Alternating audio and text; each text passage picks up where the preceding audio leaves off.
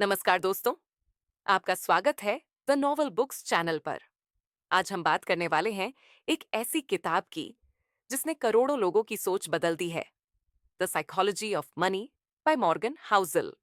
ये किताब हमें बताती है कि पैसा सिर्फ गणित नहीं है, बल्कि हमारी सोच, भावनाएं और व्यवहार ही असली भूमिका निभाते हैं। तो चलिए, बिना देर किए इस किताब की गहराई में उतरते हैं और सीखते हैं पैसों की असली समझ। अध्याय 1। हर किसी की सोच अलग होती है। हम सबकी परवरिश, माहौल और अनुभव अलग होते हैं।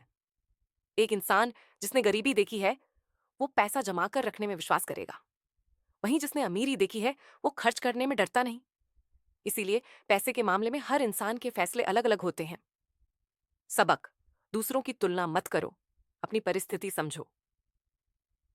अध्याय 2। अमीर बनना वर्सेस अमीर बने रहना।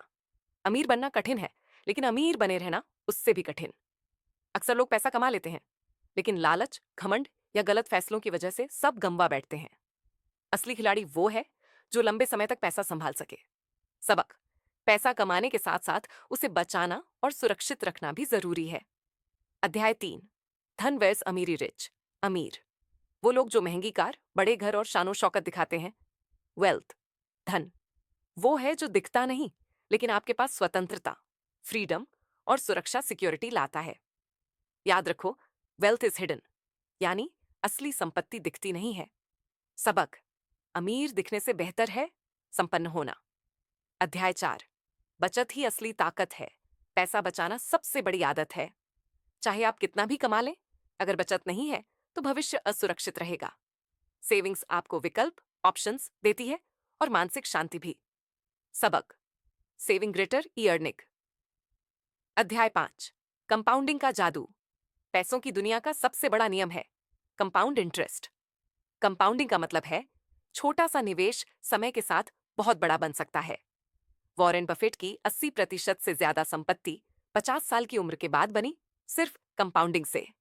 सबक: जल्दी शुरू करो और धैर्य रखो। अध्याय 6। लालच से बचो, लालच कभी खत्म नहीं होता।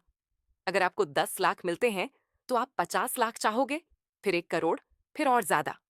अंत में ये दौड़ कभी खत्म नहीं होती। किताब कहती है enough is the biggest wealth.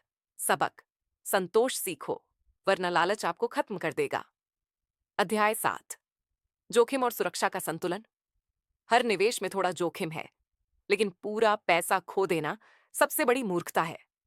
हमेशा अपनी संपत्ति को सुरक्षित रखने के लिए डाइवर्सिफिकेशन करो। सबक: रिस्क लो, लेकिन इतना कि खेल से बाहर ना हो जाओ। अध्याय 8। नियंत्रण और आजादी। असली दौलत कारों या बंगले में नहीं, बल्कि समय की आजादी में है। अगर आपके पास पैसा है, लेकिन आप अपनी मर्जी से जिंदगी नहीं जी पा रहे, तो वो पैसा व्यर्थ है। किताब कहती है स्वतंत्रता उच्चतम डिविडेंड है जो पैसा देता है। सबक: पैसा कमाओ ताकि आजादी मिल सके। अध्याय 9। गलतियों से सीखो।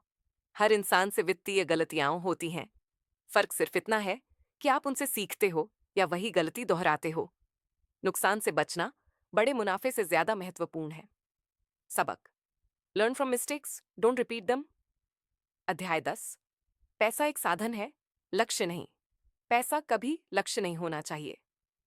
असली मकसद है खुशहाल जिंदगी, सुरक्षा और मानसिक शांति। पैसा सिर्फ उस मकसद तक पहुंचने का साधन है। सबक: पैसों को भगवान मत बनाओ। कंक्लूजन दोस्तों, द साइकोलॉजी ऑफ मनी हमें यह सिखाती है कि पैसा सिर्फ कमाने की चीज नहीं है, बल्कि उसे समझदारी से इस्तेमाल करना असली कला है।